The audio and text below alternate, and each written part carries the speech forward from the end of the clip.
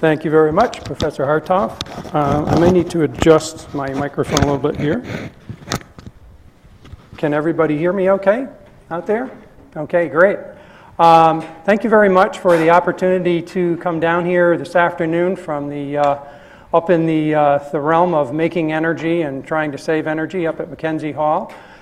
This is really a great privilege to come down and talk to you about the programs that we have going, and actually to share a little bit of information about how we actually make energy and distribute it here on campus. I came here just about 5 years ago from the outside world, the consulting world and the contracting world and all, and I've been in the building energy systems business for about 40 years now. This is actually my 40th year. I was counting them up just the other day, and so I've touched a bunch of different kinds of systems in a number of different methods over the years, and decided to come to Dartmouth to kind of finish off my career here with a kind of a big ambitious energy program that I was part of, working on a consulting look at the energy systems here on campus to see what might be able to be done.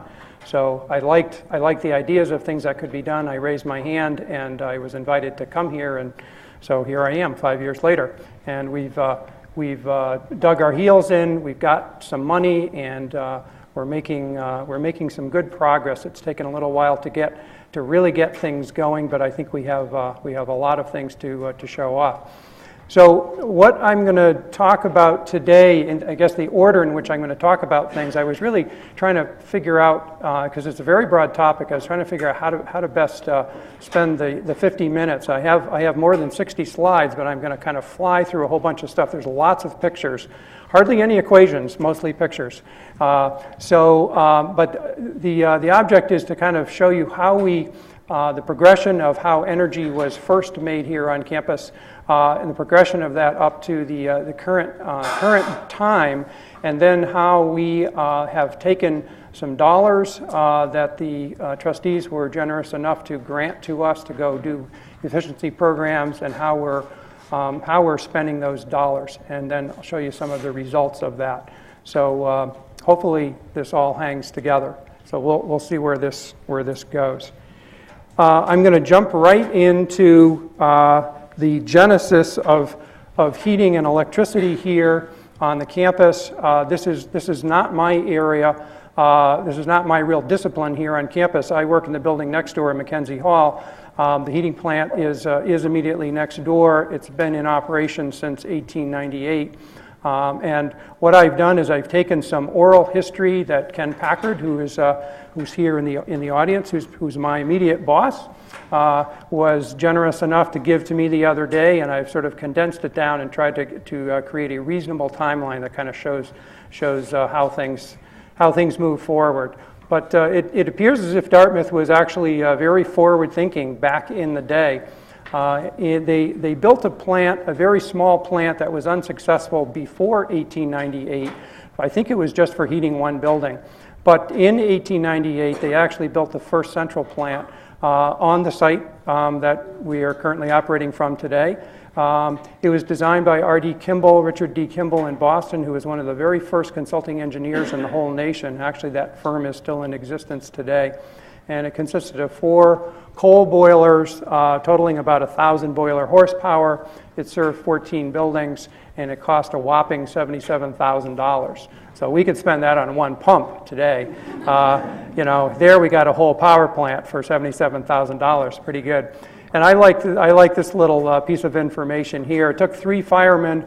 There was a coal plant using bituminous coal, and it took 3 firemen and 3 helpers, and very often those were students shoveling coal. And I don't think we'd have too much of that going on today.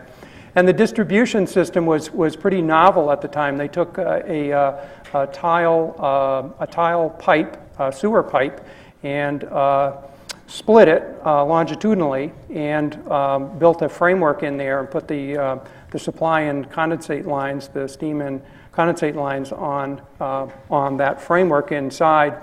insulated it with asbestos and cork, popped the top back on and sealed it up with concrete and covered it back over with dirt. And pretty novel system. We might have a few pieces of that still around somewhere, but I think it's pretty much been upgraded in the meantime. It's in the ground but not used. There you go. And then in 1905, sort of the electric light era had sprung upon the world, and even up here in the dark north, the Dartmouth folks were thinking about all of that, and they ended up adding some DC generators which were steam driven, and they were called lighting engines at the time. They were reciprocating generators, and they ran at 85-pound steam. And one of the cool things about them was in the wintertime, they took the exhaust steam and they sent it to 8 buildings to heat them. And apparently that saved an awful lot of money. So basically they were co-generating at the time. They were making energy and they were taking the waste heat and directly using it in the building. And then in the summertime, when there was no buildings to heat, they used the water for boiler water preheating. So pretty novel, pretty cool kind of a thing, and a very early start up here in the woods. Fast forwarding, I don't know too much about what happened between 1905 and 1922, but after World War I, oil was more readily available, and they must have really liked the idea of not shoveling too much coal, and so they converted a couple of the boilers to oil, and at that point things had grown and they were serving 65 buildings, so things were really moving along. And then in 1939, they added more boiler capacity, and they replaced the original steam reciprocating engines generators with two new ones, larger ones, and they added a condensing turbine generator as well. And at that time, there was, according to the records, there was about 3.5 miles of underground steam mains, even at that point in Dartmouth's history. And then fast forwarding to 1955, they got their first larger boiler, and they were running at about 2 million gallons of fuel oil consumption at that time. And there was also a little note in the notes about electrical production was 2 times, and this is in 1955, 2 times the 1941 amount of energy, and it was the person who wrote this indicated it was a sign of the trend towards electricity really catching on and people using lots of it, and we certainly have done a lot of that since then. So then there's a whole bunch of progressions taking us up to the current, and I'm just going to quickly run through these. This is not as interesting as some of the earlier stuff, but it's just a progression of things getting larger, serving more students, having more buildings, and needing to keep up with the times, basically. So they added their first package boiler in 1966.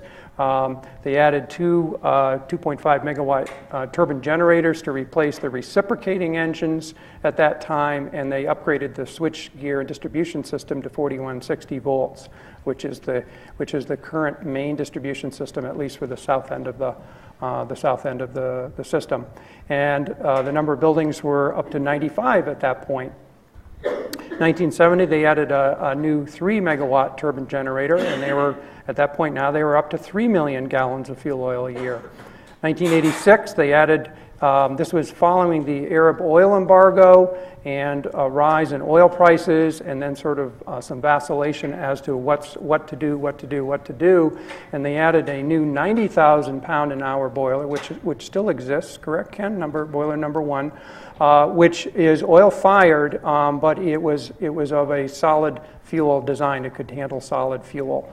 So that was sort of thinking, gee, we're going to hedge on this. We're not sure which way things are going to go. But that boiler still works, and it's fired on oil when it's used. And then in 1991, they replaced some turbine generators, put in a new 2 megawatt generator and a new 3 megawatt turbine generator. And then they were up to 4 million gallons of fuel oil a year. And in 1996, got a new 75,000 pound an hour boiler. These are sort of typically replacement boilers, taking out one, putting in another.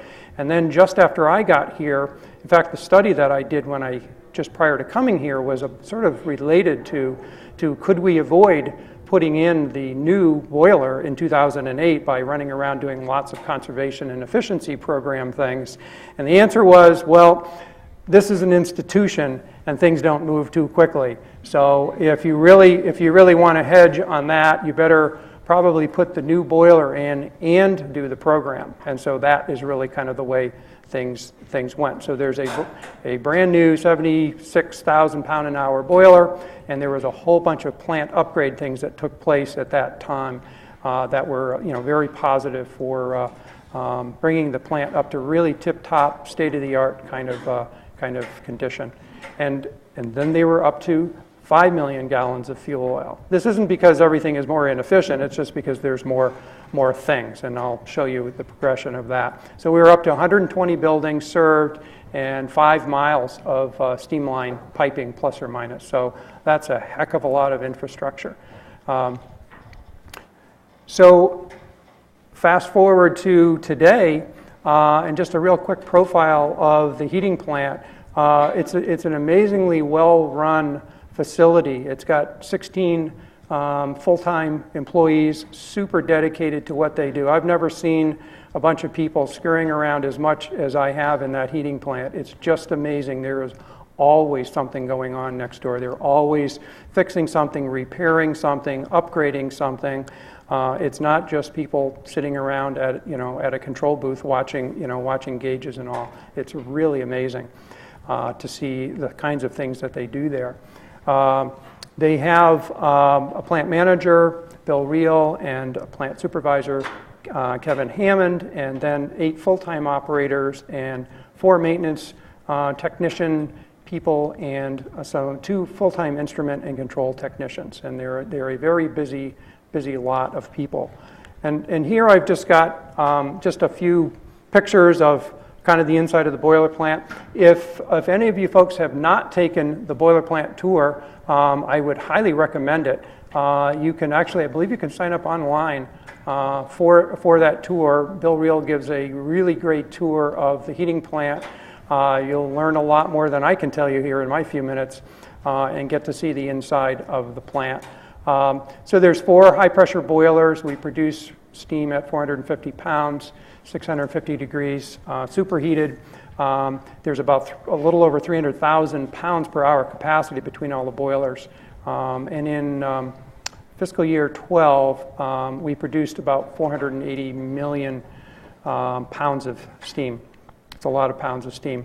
They have low NOx burners to make them as clean as they can be, a blow-down heat recovery system, and our typical kind of winter peak is about 120,000 pounds an hour when it's very, very cold out, minus degree weather. And in the shoulder season, the kind of weather that we're having like right now, it gets down to about 20,000 pounds an hour. And that's actually headed down a little bit over this past year due to some things that we'll talk about in just a couple of minutes. Just some more pictures of various people doing their things. There's Rick, who's an instrumentation and control technician. A picture of one of the screens for the digital control system that runs everything in there. A picture of the boiler feed water pumping systems. There's Bob, who's one of the boiler plant operators and one of the control booths, the infamous Dartmouth stack. And then the electric plant now has 2 3 megawatt turbine generators and 1 2 megawatt turbine generator. Am I correct on that, Ken? I thought it was just the opposite, but I was looking at Bill Reel's fact sheet, and it actually states the opposite. It has number 2 as 3 megawatts, and I changed that, but I thought that was not correct. Okay, very good. So it's just the opposite. 4160 volts is the distribution from there, and we are interconnected to the grid at the south end of the campus with the CoGen system. And that's a picture of the turbine operator, or basically the control board for controlling what's going on in terms of CoGen and south utility feeder and all. I guess you want to have your finger on the right button there. You don't want to hit the wrong button at the wrong time. So, and there's Terry, who's one of the turbine operators up in his control station. This is a fairly simplistic view that we put together of how it all works, which we basically receive 600 or so tanker trucks of number 6 fuel oil a year. The oil goes into the boilers. It makes the high pressure steam. They go through the turbines. Typically there's 1 or 2 turbines running, generally 1 turbine. These are back pressure turbines, so we make steam to send it somewhere. We don't make steam just to make electricity. So the electrical load totally follows what's going on campus. And we heat, we use the steam for heat, all different kinds of heat, and we have used it for lots of cooling in the past, and that is sort of radically changing. We're right in the midst of all of that now. So the cooling part's going way, way down. So the electrical part is going down in the summer, and we have to buy more. So that's sort of the general picture of how that works. And then I want to just sort of mention real briefly chilled water, which is a very important and growing kind of utility here on campus. Every new building that we've built for the last 10 or 12 years or so has air conditioning in it. A number of other buildings preceding them had air conditioning, and most every new building that we will continue to build will have air conditioning. And so I put a box around these top 2, which are now actually interconnected, and we'll talk about that briefly in a few slides from now. So the central chill water plant's under the McLaughlin dorm area. Science area chill water plant is in the Burke chemistry penthouse. There's a brand new south chill water plant between the central heating plant and the Visual Arts Center, and that's to serve the Hood and the Hopkins Center and the brand new Visual Arts Center. There's a chill water plant in Murdo at Tuck. There's 2 chill water plants here at Thayer. There's an absorption chiller in the alumni gym, and there's a pair of quite new chillers at the Dartmouth Medical School, and I think I've covered all of them, more or less, in that. Energy distribution, it's a little hard to show too many pictures of energy distribution. It looks like pipes and wires and insulation and stuff, but here's some pictures, and it kind of takes you from the new to the old.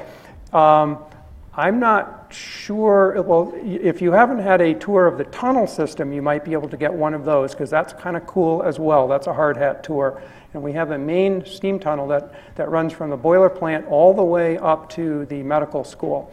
It kind of runs under the green and alongside Berry Library and up in front of Moore Psychology, under the ground, of course, all the way up the backbone up through the campus.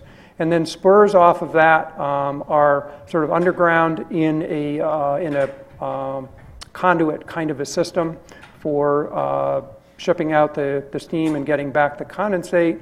And also chill water piping is largely run through the tunnel system. So on one side of the tunnel, in that big tunnel picture there, you've got chill water coming and going, and on the other side you have steam going out and condensate coming back. And then we have a variety of conditions of some of the stuff is new and shiny, and some of the stuff, like on the lower left-hand picture, is old and crusty and probably needs to be replaced. This was a picture taken from an audit that we just got yesterday. Wynn gave this to me. And a big, huge book full of a picture of every single thing going on in 50 steam manholes to kind of plan out fixing things up, repairing things, replacing them, which is a $10 to $12 million effort that will be required and maybe budgeted over the next 5 years or so. So that's a quick look at distribution. Just a few energy facts. We could have slide after slide of energy facts. These are some things that I thought would be a little bit key sort of as takeaways. Energy for heating and electric here at Dartmouth, including cost of money, basically debt service and operating cost, in addition to the raw energy itself, is a $25 million business. So it's a big deal. 25% of our electric is co-generated. That is down from about, I don't know, a much larger amount in earlier years. Before, well, whatever, a long time ago, it was a much higher percentage. It's drifted down from maybe 33% when I got here. It's a little bit below this number now, and it's headed down a bit more because we're going to take out a bunch of the absorption chilling, so we're going to lose that summer load. It takes about 22 pounds of steam to produce a kilowatt hour, and what we have is what's called a bottoming cycle that basically follows the turbine generators just follow the load that's out on the campus. So we get the electricity as a result of having to put heat somewhere. And then about 15% of that steam that we make is used in the plant itself for in-plant kinds of things like atomizing the oil as it goes into the boiler to be burned, and preheating the makeup water, et cetera, et cetera. And thus about 85% actually makes it out to the campus. Makeup rate is about 12% because we blow down a bunch of the water continuously out of the boiler to get rid of the solids. So you've got to make that water up. Some of it doesn't make its way back, but we actually have a very tight condensate system overall. It may not look real pretty on the outside in every single pipe, but it's actually a pretty darn good system overall.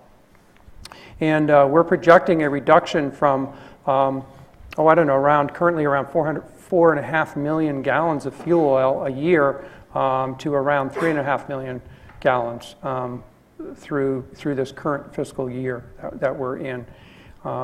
And we make about 18 million kilowatt hours each year right now with our CoGen system, and we buy about 47 million. So that's around 65 million kilowatt hours a year.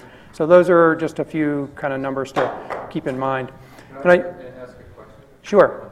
So why doesn't the college go just do the whole thing itself for the electrical generation? Because it would be far more expensive to do it that way.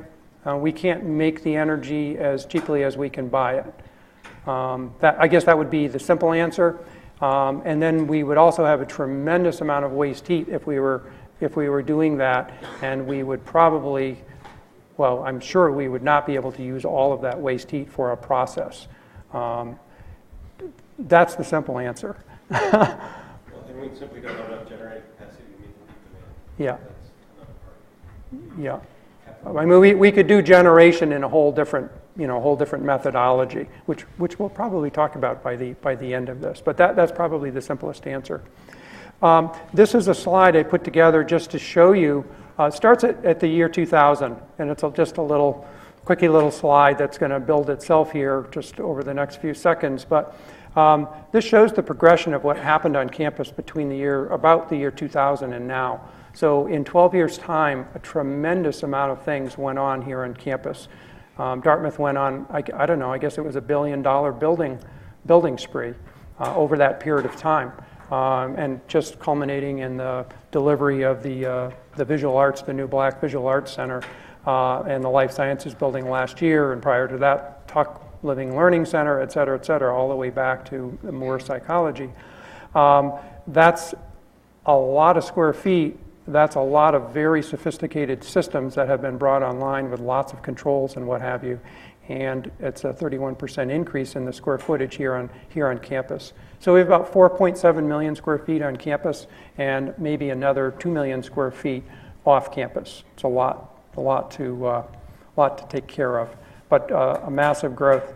And then a few slides here just kind of looking at sort of trends. So this is the trend of oil, unit cost of oil. It was a $20 commodity a barrel in 2000. It's now over $100 a barrel. At least it fluctuates. Obviously, it fluctuates on the market. We buy ahead and hedge our oil buying. We've actually been able to catch it on some nice down dips over the last few years, luckily, and it's it's sort of helped to keep the budget intact, although it keeps on going up. So so it's increased 5 times over that brief time span.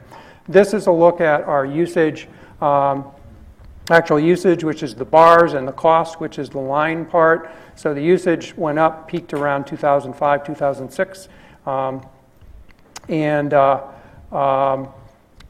has begun to drop down a bit. That's interesting. I think I've got something wrong on this slide because I've got kilowatt hours, and I think I have kilowatt hours and gallons, but these are gallons and cost. So the cost has gone up. It's a $11-12 million commodity cost right now. Pretty fantastic. Purchased electricity, on the other hand, rose up to a high just about the time I came to campus, and it's through buying it on the open market, it's drifted downward. And so it puts us in a much better position. And that plays into our strategy on replacement of our absorption chilling systems, which we'll talk about. And then you can see this is a stacked bar chart of how much electricity we use. And that's gone from 45 million kilowatt hours back in 2000, and then we had the big building spree, and we've gone up to 65 million. So we've increased by 20 million kilowatt hours a year. But you can see what's happened to the cost, which is the line graph, and that's actually went up, peaked, and it's tailed off a little bit. And you also see that the percentage of the red bars are getting shorter relative to the blue bars as we go forward, and that's because we're shifting to more electrical sources and less away from thermal sources. Okay. Let's try going back to the presentation. Not sure what happened there. Let's jump back into this. I guess I hit the wrong button. So, what do you do about all this? What we did is we asked for money. We asked for $12.5 million, and that has since been amended with an extra $2 million. So we have had $14 million to spend, and we've spent it on a number of things that are sort of, well, these are all very tangible things. Some are actually saving energy, and some are producing visibility into how we're using the energy. So the first thing we felt we needed to do was automate the meters on campus. We had a tremendous number of meters, which was a very fortunate thing for a program. It's just that you couldn't see them in real time. And so we wanted to spend money on that. We wanted to spend money on a program that would allow us to look into a whole bunch of things simultaneously, including the building automation systems, the heating plant systems, and the energy metering systems. And then with all of that, we felt that we could actually begin a program, which, well, these were actually started in parallel, but that we would continue the program, and we'd have a bunch of sort of meters on the dashboard, so to speak, to be able to follow the program itself. And probably the biggest single thing that we're doing is getting rid of our absorption chillers, and we'll talk about that more. We are spending money for heat recovery systems so that we're not blowing 100% outdoor air in and out of the building without capturing the heat, which we were doing in some large buildings when just as recently as 5 years ago. We're controlling ventilation, and we're doing a complete campus-wide lighting retrofit program. And then we're doing a program called retro commissioning, where we're hitting the top 30 energy users. And speaking of the top 30 energy users, we have about 120 buildings on campus that are fed from the central utilities, and 25% of those 30 buildings use 80% of the energy. So that's a pretty astounding number, and so that's where we're concentrating our efforts, is in that group of buildings.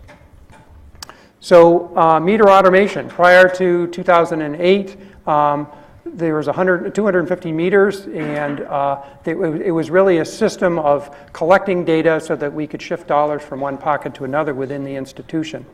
And that's a lot of meters. They were read up until 6 months ago or so by folks in the heating plant who went out on rounds, and they'd write numbers down in the book, and they'd get typed in, and a computer program would attempt to figure out what was going on, and it was an interesting time.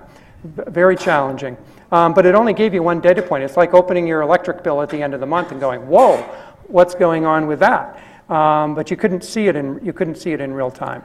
And so what we did is we automated them, which is another whole sort of a topical thing, but took 2 years to do. It was a very ambitious program. We do some of it wirelessly, and some of it are just IP addressable meters, and it provides us almost 3,000 data points every single month for every single meter. So that's a lot of data. And you can do really cool things with it. And as you can see just in those two samples there, that every building has its own energy signature to it. So the things that are particularly interesting are the ones that are high and never go down. So it's like, so you have to ask yourself, well, what's up with that? And that's what we do, is we ask ourselves, well, what's up with that? And then we go and figure it out. The thing that we layered on top of this, we call the campus energy management system. It doesn't actually control anything, but it looks at lots of things. And again, this would be another whole topical area. But needless to say, essentially it's connecting to the building automation systems, the heating plant systems, and the metering systems, and other systems on campus, and it allows us to see a whole bunch of things that we could not otherwise see. You'd have to go to multiple computers in multiple departments, in multiple buildings on the campus in order to try to figure this all out, and then you'd have to do it again the next time. And now we can do it in real time from anywhere. So it's a very neat system and helps us out a lot. And I've got a couple of real quick examples here. This one is just from yesterday, and Ken Packard came into my office. He was just looking at a brand new dashboard, which we'll show you. And he said, how come Berry Library is using 3,300 pounds an hour? And I said, well, that's a damn good question, because it shouldn't be. So we brought up our metering system, and what this shows you is sort of going backwards in time from right to left, from the red circle to the red oval. The red circle is yesterday, the red oval is October 2nd, where the blue line went from sort of idling along to shifting way up. And that is Baker Library having its steam turned on for the season. And the orange line, which you can probably barely see up there, is actually the outside temperature. And it's fluctuating up and down just like the outside temperature does. And Baker Library is just coasting along using pretty much the same amount of energy. So we know we have a problem that we need to go look at there, because that is a very unreasonable amount of energy. And it's like completely independent to what's going on outside. So good thing. So we can use, this produces a smoking gun, but it doesn't tell you exactly where the problem is, but it helps us to get at it. And then I've got another slide here. This is sort of more engineering type stuff, but this is the turbine generator set, and it's sort of like we have something that would allow us to help operators make decisions. We're not actually doing this right now, but I'm going to show the example of how this would work. So in this first case, we're operating at 60,000 pounds an hour, and the brown line halfway down with a little blue circle on it is where we're making 2 megawatts from the smaller turbine generator. And then they swap turbines because it's getting colder outside, and so we're going to be making more steam, and they want to be able to make more electricity. And the operating difference by doing that was actually positive, because we could actually make 3 megawatts from the same load with a different turbine. So that's $100 an hour operating difference to the positive. Pretty cool. Good decision. What happens when you're on the big turbine and the load drops, which it also does this time of year, to 24,000 pounds an hour? And we have two examples on the screen of just before they went off the little turbine. They were at 24,000 pounds an hour, and they were making just about a megawatt from that turbine. Well, at 24,000 pounds an hour, you're making only about 0.6 of a megawatt on the other one. So there's a $30 operating difference. Not a big amount of money, but it just kind of shows looking at efficiencies and loads and all of that. And if you combine that with some sort of load projections and all, you could actually have a pretty cool decision-making tool. So we're going to talk about that. Just sort of helping to put tools in place for people to be able to see information maybe in a different context than they might have seen it before. Those are not examples of anybody doing anything wrong. It's just examples of trying to make a good decision every single day. The other thing that this system should allow us to do, but it's not in place yet because of some technical difficulties with the software, I would say, is it actually allows us to project forward 24 hours using weather data and the energy history of a building. And so doing that and setting an alarm based on a deviation will allow us to find the kinds of things that Ken Packard happened to just trip over yesterday by looking at a dashboard. So we're going to be working on making that operational. And then I'm just going to flash by a few other examples here. We have an all building summary that sort of gives us an idea of just what I talked about, of how buildings are working in relation to their predictions, but you have to actually go to the screen to see this. So it's a way to kind of see what's going on a daily basis. And then we have a number of sort of dashboard views available to us at the building level to see how a building is doing for steam, electric, and chilled water in relation to its predictive line. And it's only as good as how good the prediction is. So that's a good student thing. We could use some students. We'd love to have some students come into our operation and help us continue to fine-tune these baselines. It's a pretty cool process. Requires a little bit of math using Excel, and then you get to test it out and see how good you were, and you get instant results. It's kind of cool. It tells you how well your predictive capabilities are. So we would encourage anybody to come visit us, and we'll put you to work doing some of this stuff. And then we get some good plant operating metrics. Another example of sort of joining information together, where the heating plant does their thing, we do our thing, reading meters and billing people. They make the energy, and never before were we able to kind of join that information together to kind of look at how much do we make, how much do we bill, and make sure that there's no big holes in all of that. And there's many other good metrics that we can get out of that information, both on heating and electric production. So I won't go into those details. The print is too small to see, but it's an idea of just some of the neat things we can do with the campus energy management system. And then I'm going to jump to, I believe, what should be a live thing. And this is a dashboard that Fedor Petrenko, who is here in the room somewhere, who is our energy analyst working in our department. Thank you, Fedor. That he put together over the last couple of weeks, and we just sort of got it live yesterday. And we're hoping to make this available to the campus community. And let me just jump off and see if I have the live view of this. I believe this is, let's see if this is live. 4:30, how are we doing? Is it actually 4:30? It's 4:10. Oh, I'm sorry, I don't have my glasses on. It says 4:10. It doesn't say 4:30. Sorry. So I guess apparently it's live. But this is an example of kind of where we hope to go with sort of public information about our energy programs and what we're doing with the programs, and then also sort of what's happening on a live basis. There's only so much information you could show on a live basis, but this is kind of a great demonstration of some static, useful facts and figures information and some real live kinds of things. So there's a neat fact sheet here about where we get the energy and how we use it and all that kind of thing, and then it sort of relates it to, well, we use about the same amount as 5 Empire State Buildings, or 9,000 average homes, or 23 Walmart supercenters, et cetera, and gives you some idea of what's going on with that. And then we have a campus dashboard, and these are basically, something's going on there, 0 kilowatts, so that's good. We're not using any energy right now.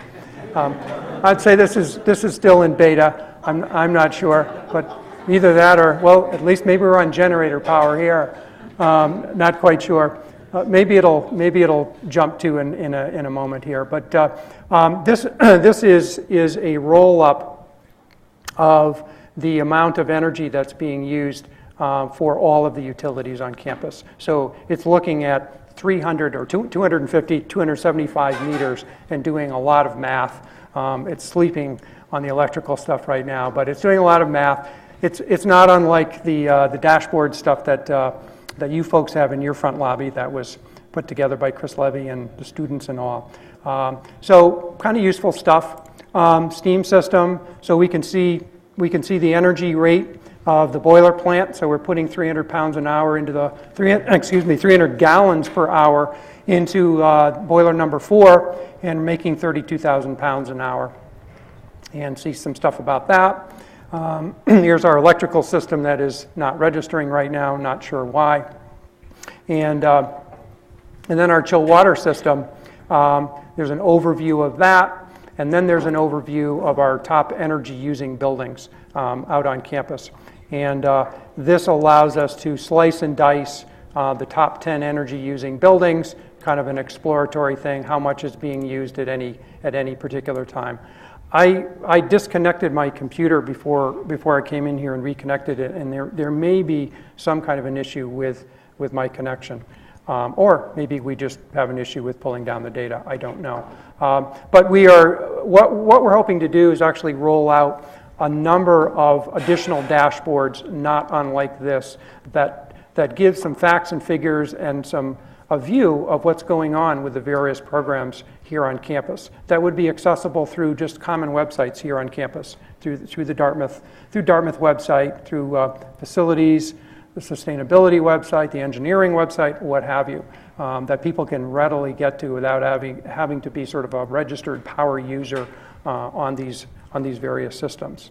So that's just a real quick overview of that. And then I want then to get into kind of the real heavy-duty programmatic stuff. So the first thing that we're spending our dollars on is replacing absorption chilling. And absorption chilling is a process of taking steam, putting it into one end of a chiller, and getting chilled water out the other end, which I know sounds improbable, but it actually does work. But it's not particularly efficient. In fact, it's amazingly inefficient. And it has a coefficient of performance that is energy out versus energy in of less than 1. So it's not a real good proposition to, plunk down $1 and only get 60 cents worth sort of out of it. Not a real good thing when you're talking about refrigeration cycles, when you can do it a different way. And I've got a few pictures here. This is all of one chiller with lots of tubes being plugged. Those are little rubber stoppers. This was the chiller's sort of last gasp at life.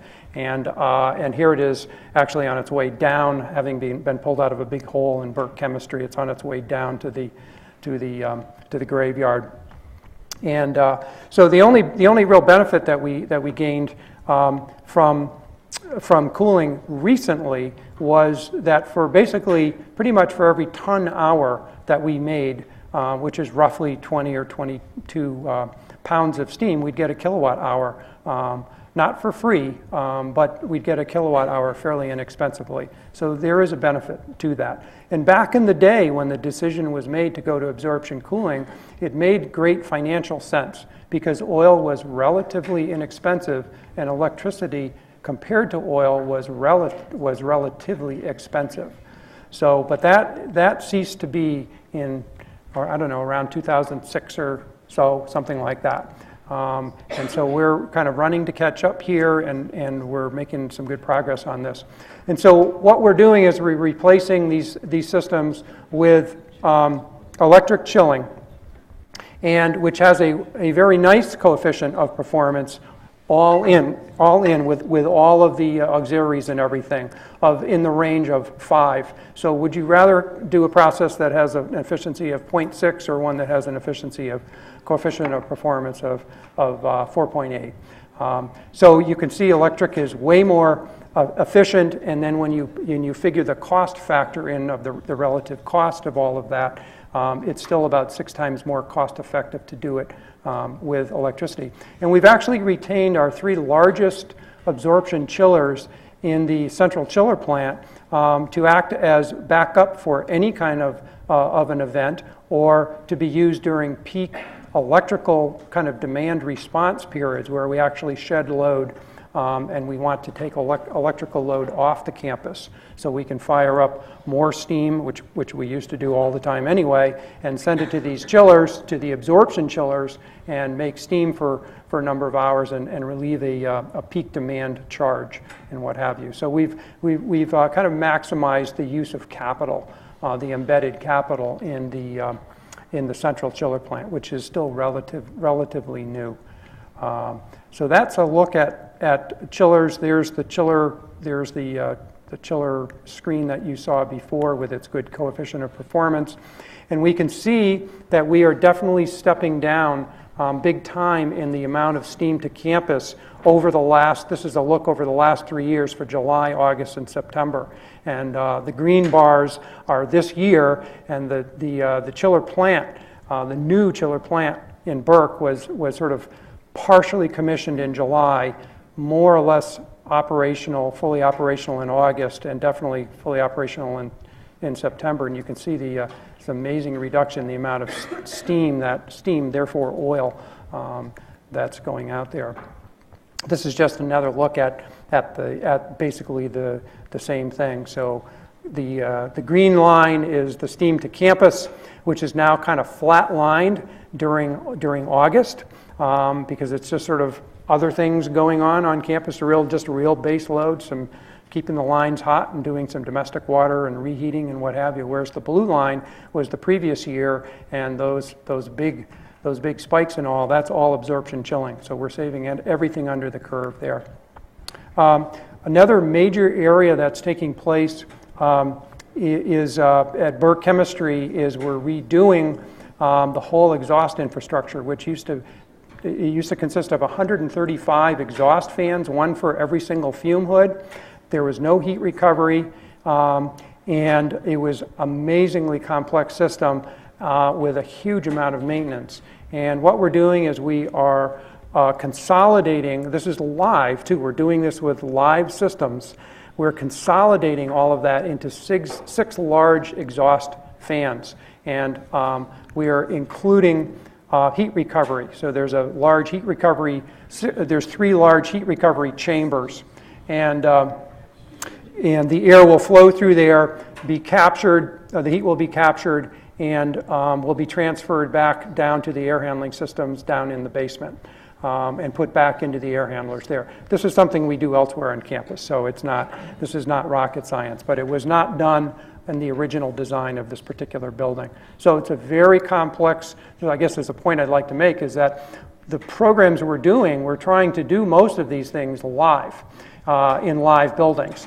With the least inconvenience possible to the occupants, and it's a very, very challenging proposition to do that. So you can't do it without some inconvenience, but this is a major, major orchestration effort, which is about, I think it's probably around 80% complete at this point or so.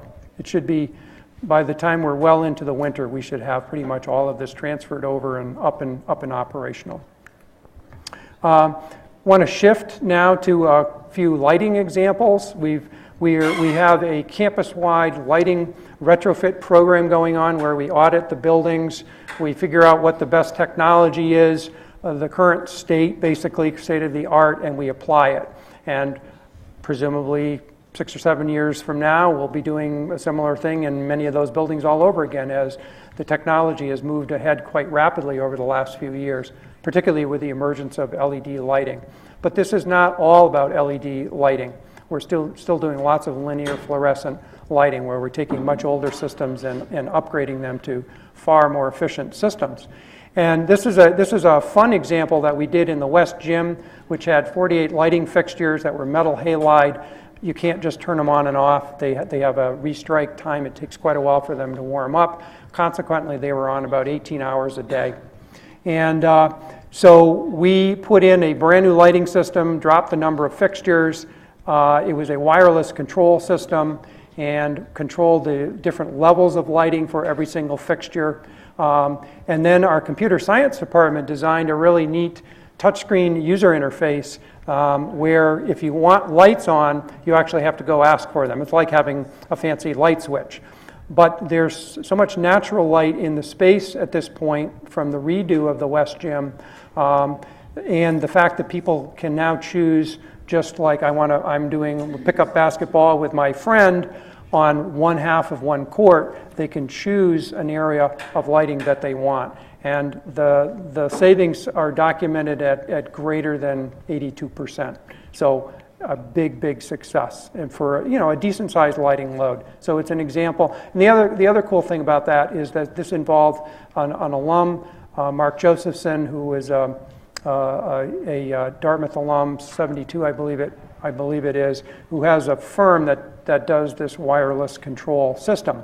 And so we actually had a product developed specifically for this, got it UL listed, and it was just a very neat collaboration between computer science, an outside world alum with a real product, and a standing need to do something. And it's worked out exceptionally well, and it continues to work. We're about 2 years into it now. It's worked very well. The next project I want to talk about is something that's going to happen this fall. I think most everybody knows there's lots of lights at Barry Library, and lots of lights are on many hours a day. And when we actually sub-metered all of that fairly recently, there was just a building level meter in there originally. We put sub-metering on for all of the lighting, and we discovered that 2/3 of the lighting in Barry Library of the lighting load is always on.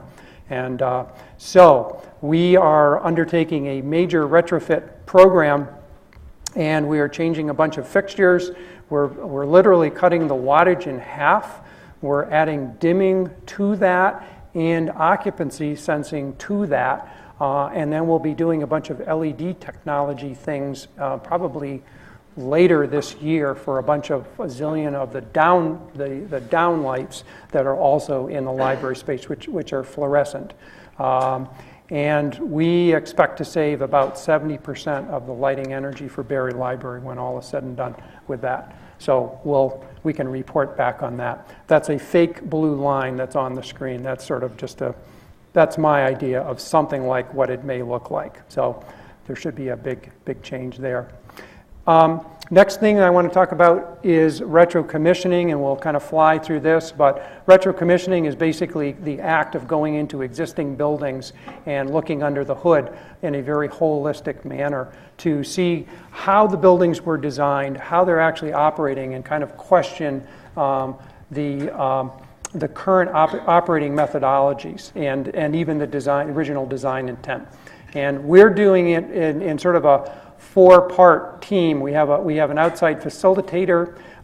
We have professional service providers that actually do this kind of work. We have our small energy team who is sort of coordinating things internally, and then we have our shop system. Typically, the control shop people are the folks that are largely involved in this, and the mechanical equipment people. So it's a group approach, and we're working out the bugs on this, but we're currently working on implementing 2 or 3 projects that were studied a year or so ago, and then starting about 4 or 5 more. And we actually hope to reach out to the professional schools to involve them in the programs as well, including Thayer and Tuck and DMS. You folks pay for your own energy down here, so it's kind of like up to you if you want to waste it, but we'd love to help you reduce improve how systems work and reduce your energy footprint. So we'll be paying you folks to visit shortly.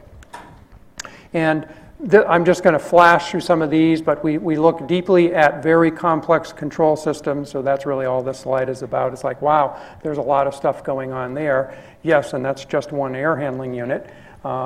And so there's a lot of things that can go wrong, and there's also a lot of things that can go right if things are working well. So we look at all of that stuff. This is a great example, which I trot out every time I do one of these presentations, but this was Barry Library, where we had outdoor air ventilation dampers cycling from a minimum to 100% open during very cold weather, just continuously. It's like standing in your front door of your house, just continually opening and closing the door. And the bottom part of the graph is the heating valve cycling continuously, when actually there was really no heat necessary to be put into the system. So through the retro-commissioning process, we found the problem. We applied some new damper actuators, electronic damper actuators. We tuned up the control loops, and this is just a sample trend that shows that minus 16 degrees on a January day a year or so ago, it was working beautifully, and the heating coil at the air handling unit was actually 100% closed. So it's that kind of thing that we're looking to deal with. And then sort of challenging the basis of the original design.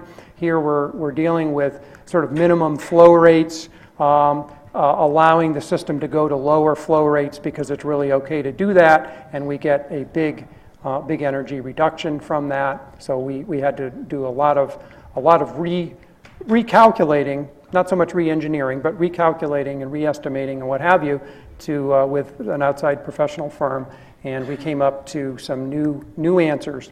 And we did a similar thing with the way that we're actually controlling the ventilation. So we're using a much more sophisticated sensing system that senses carbon dioxide and other indoor air pollutants, and gives us a very accurate reading on how many people are in the building and therefore how much ventilation we need to use at any one time, rather than sort of setting it and forgetting it based on kind of an old and traditional way of bringing in enough air to satisfy everybody being in the building at any time. So big potential savings there, and we're focusing a lot on ventilation controls around the campus, because that's probably one of the single largest energy using things on campus, particularly in New Hampshire, is bringing in lots of outdoor air unnecessarily. It wastes a lot of money.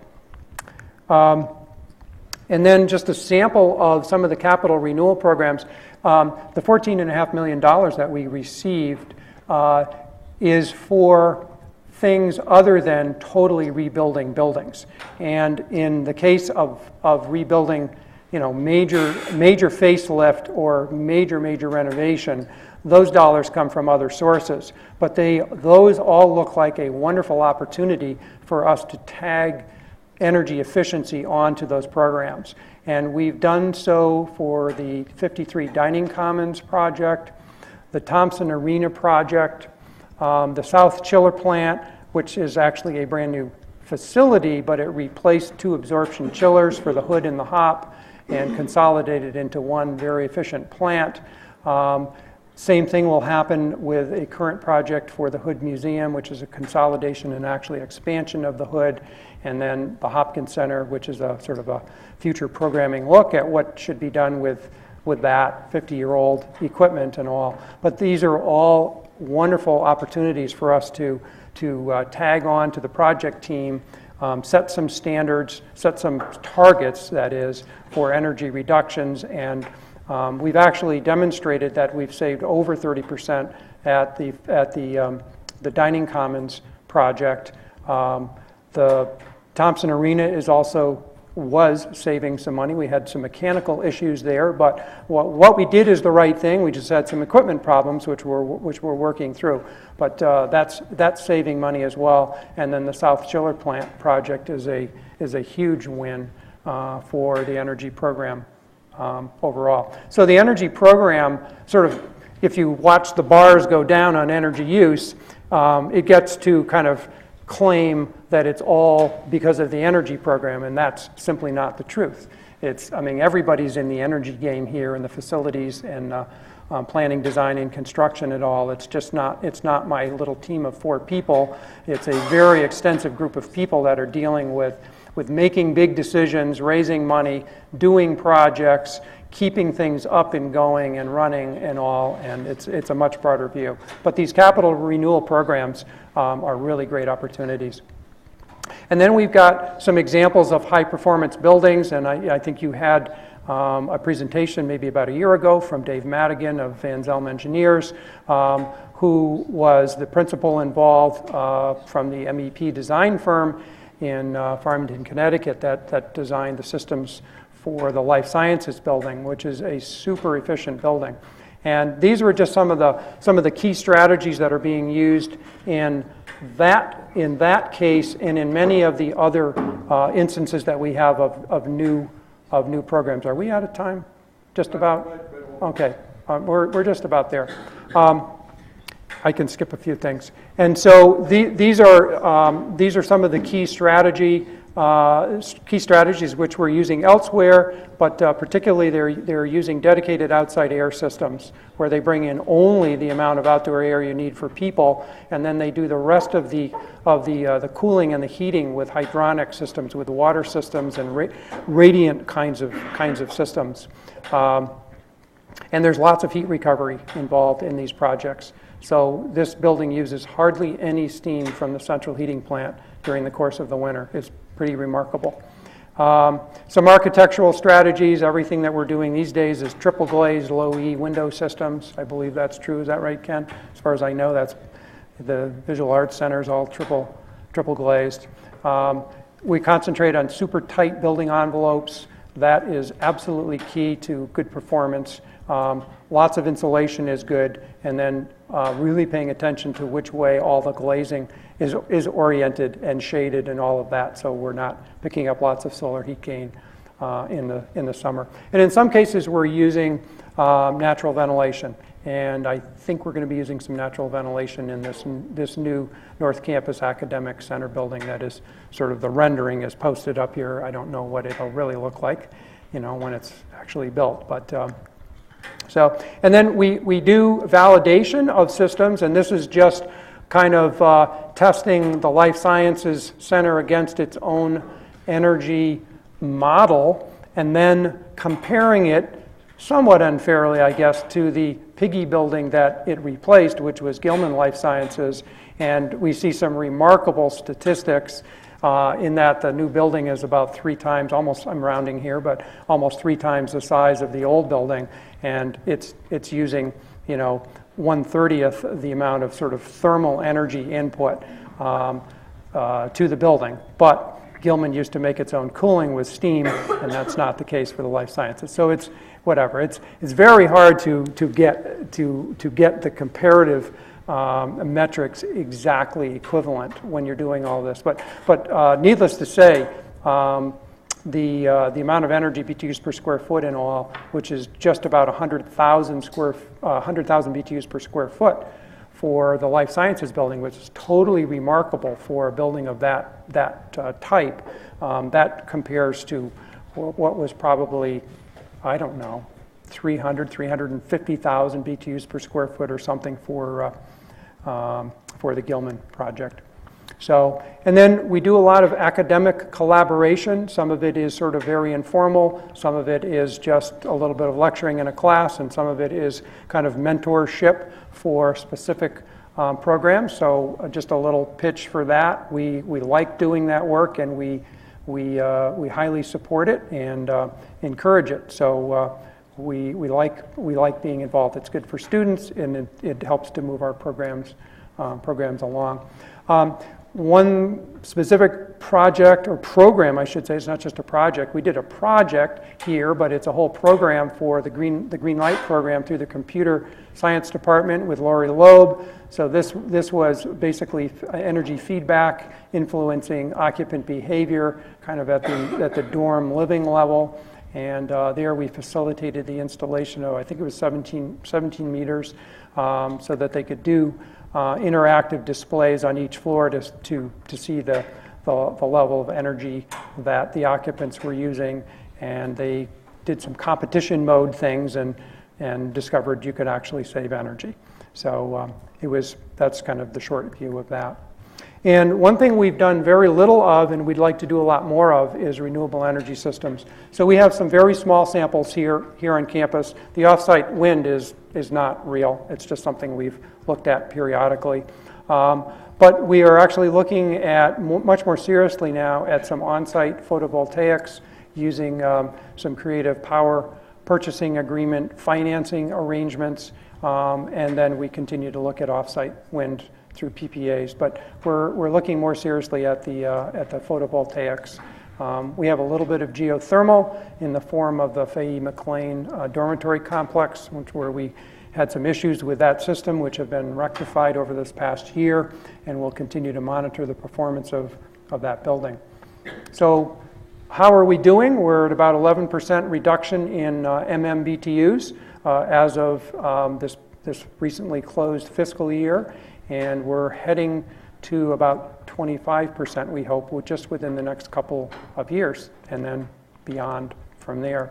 And then we do have a greenhouse gas reduction pledge that President Jim Wright took in 2008, which had 2 or 3 break points along the way down the curve, culminating in a 30% reduction from our peak in 2005.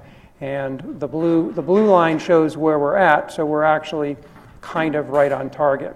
And we hope to continue to be on target as we head down. It just gets increasingly harder and harder as you go. So I will open it to discussion. Thank you.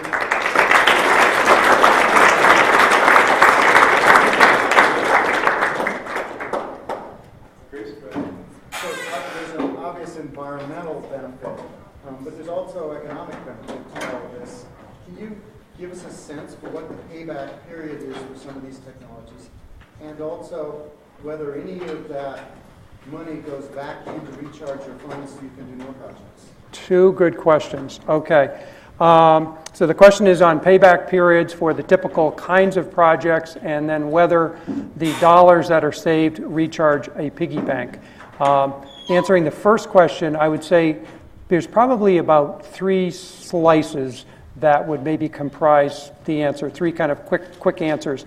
The average lighting payback for a typical lighting project runs between about 3 and 5 years, something like that. So it's not kind of a no-brainer. Even saving, wow, you saved 80%. That's amazing. Yes, and it also costs a fair amount of money to do that. But the cool thing is we're saving a lot, and that technology will outlast the 5 years or what have you. So that would kind of answer the lighting question.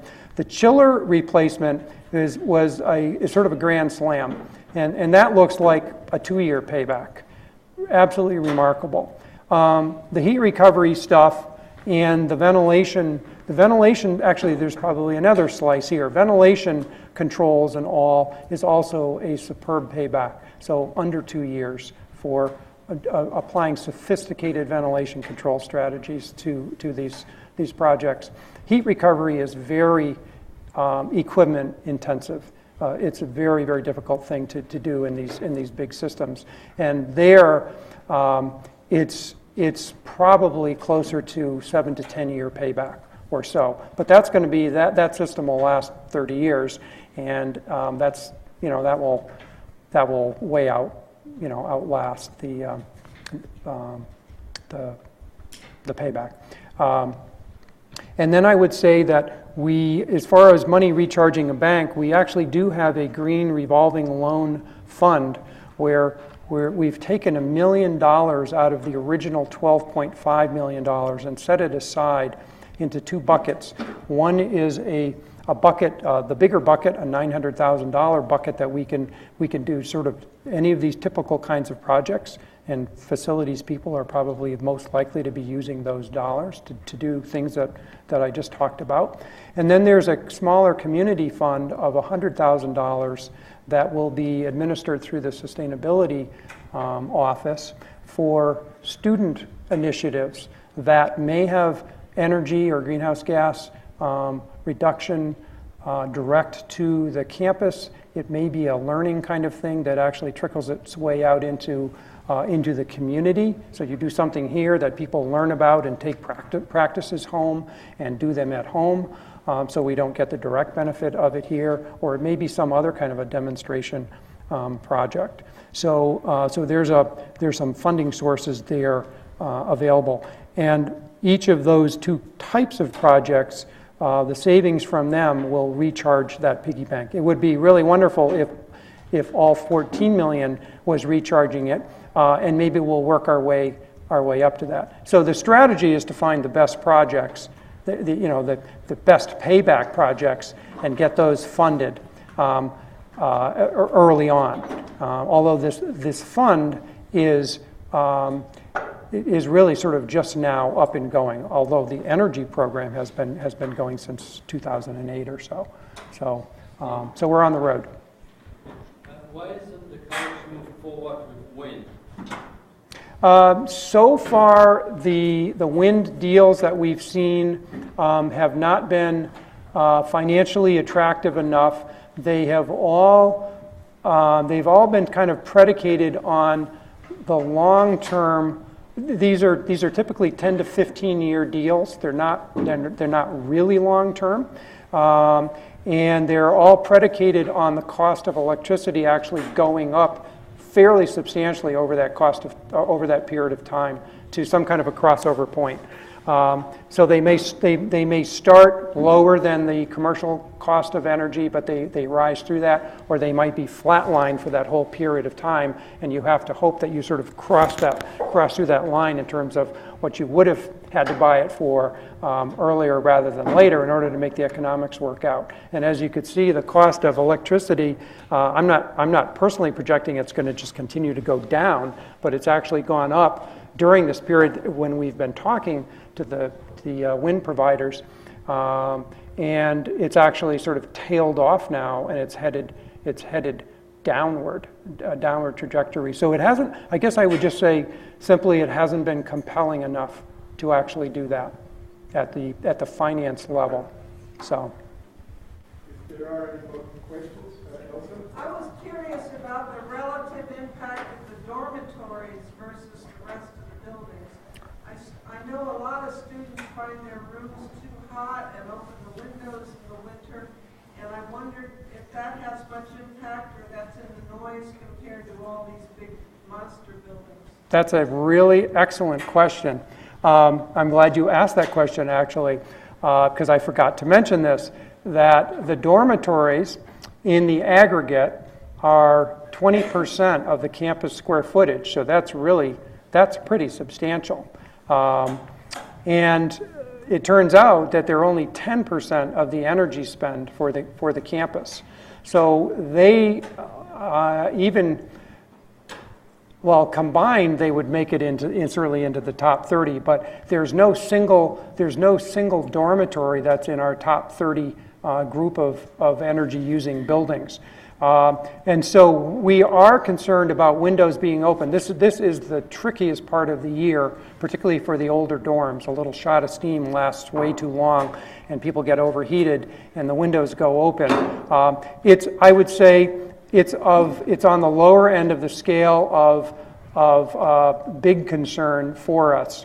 It's not that we're not concerned about it, but with very limited resources. From a technical standpoint, we'd be going after the stuff that's using significant amount of energy in a mechanical room that you can't actually, it's the stuff you can't see that's really causing the biggest impact. So that's a really wonderful question, though, because we get that all the time. Like, how come these windows are all open? So. If there are any more questions, I'll invite you to speak to Steve right here. Thank you. Great. Thanks very much.